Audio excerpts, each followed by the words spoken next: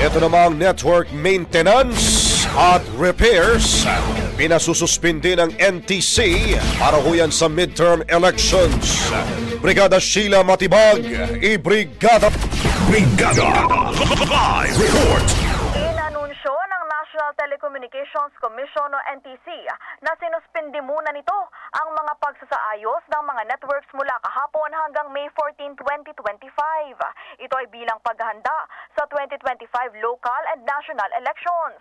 Sa ilalim ng isang memorandum, ipinag-uutos sa lahat ng mga public telecommunications entities o PTEs at internet service providers na ipostpone muna ang repairs at maintenance works para hindi maantala ang connectivity sa buong bansa sa halalan. Pinatiyak na rin sa mga ito na dapat ay nakumpleto na lahat ng network installation, pagsaayos at maintenance noong May 3.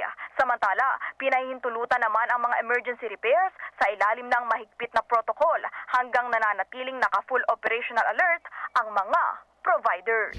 In the heart of changing lives, ako si Brigada Sheila Matibag ng 105.1 Brigada News FM Manila. Sa Music News Authority. Brigada Balita Nationwide. Ang bahaging ito ay hatid sa atin ng Yummy ES2 Oral Drops. Simulang tuparin ang pangarap ng iyong anak. And stunting now.